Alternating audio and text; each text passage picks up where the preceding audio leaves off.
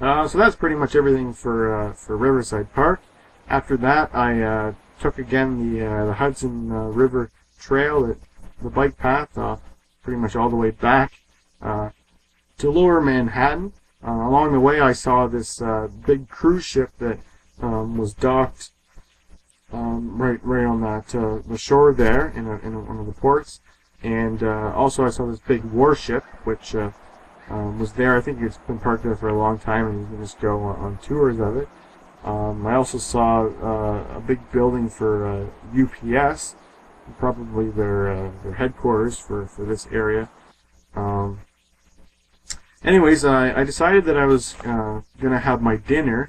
Since I didn't get to have anything from Rupert G's Hello Deli, I had to actually go and get food again, so I decided I'd go for dinner somewhere in Greenwich Village, which I hadn't really seen very much of. My hotel is in West Village, and my first morning I was trying to head my way over to Greenwich Village, but I ended up in Tribeca instead. So I wanted to go and eat and find a little places to go to in Greenwich Village. So I ended up finding a little Italian pasta restaurant, which was just tucked away, and I found it just in the nick of time, because right as I was locking up my bike, there was all these big thunder clouds going off in the air, like thunder was rolling in, and lightning flashes.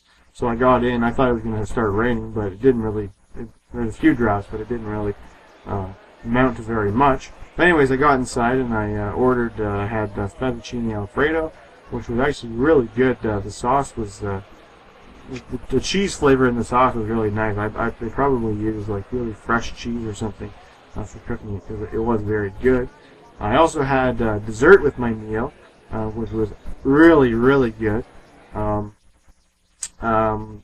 my meal was really good there, with the exception of the fact that I ordered iced tea, which is always a mistake if you're in the United States, as far as I'm concerned, because in Canada we have a pretty good system with iced tea.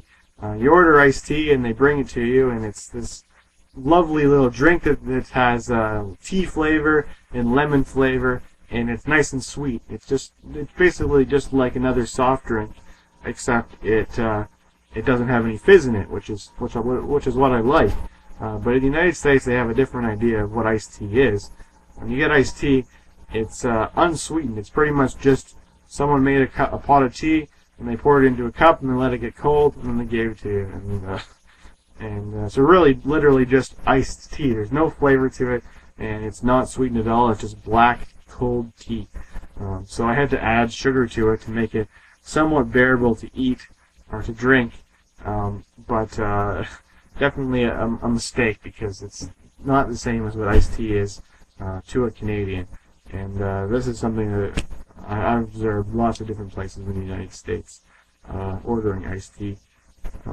So another interesting thing that happened to me at that restaurant was when it was time for the bill to come, I realized that I hadn't really looked and made sure that they took credit card or debit or anything like that ahead of time. I just kind of went in and just ordered, and I got quite a big meal. I mean, I had the fettuccine, and I had the dessert as well, which was pretty inexpensive dessert, but definitely worth the price that I paid for it. But anyways, I hadn't really put much thought into how I was going to pay for it, and then I started to panic, thinking they might not have Visa. So I quickly looked through my wallet and counted up my cash that I had there to see if I'd have enough to pay for the bill that they had just given me.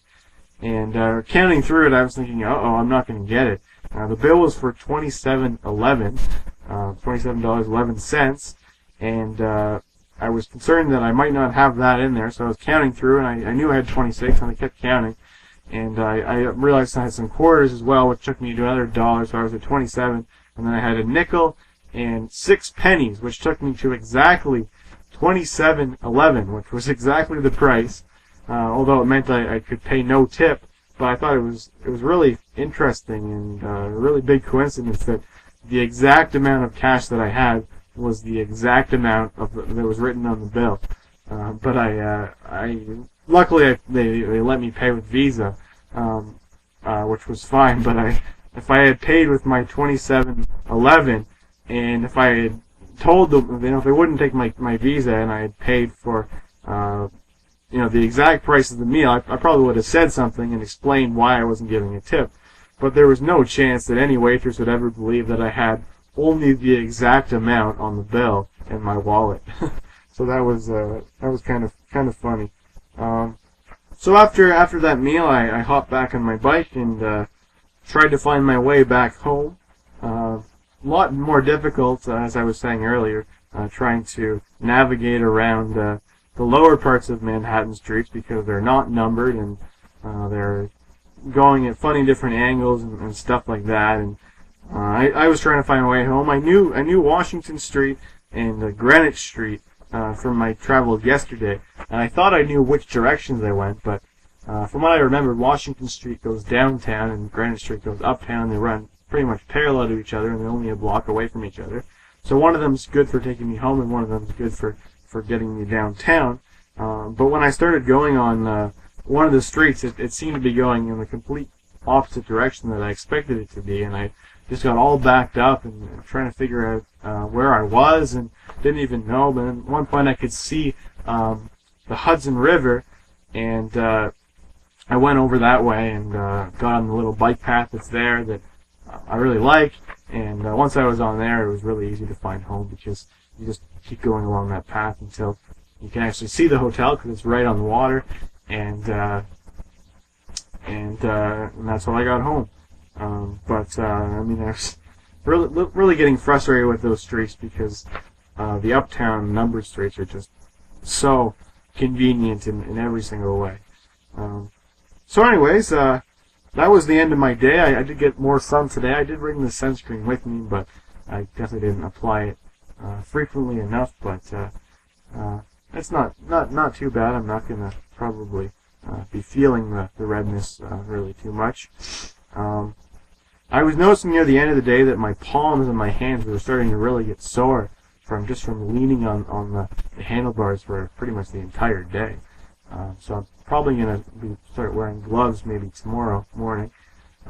Anyways, it's about 11 o'clock p.m. now, and I really should get to bed because my plan for tonight, again, as was for last night, is for me to try and get to the Statue of Liberty really early tomorrow morning. So hopefully I can get to bed earlier tonight. I don't have to spend any time setting up my milk crate or anything like that, so I should have more time to do what I need to do tonight. And hopefully I can get up and see the Statue of Liberty first thing in the morning. So until then, thanks for watching.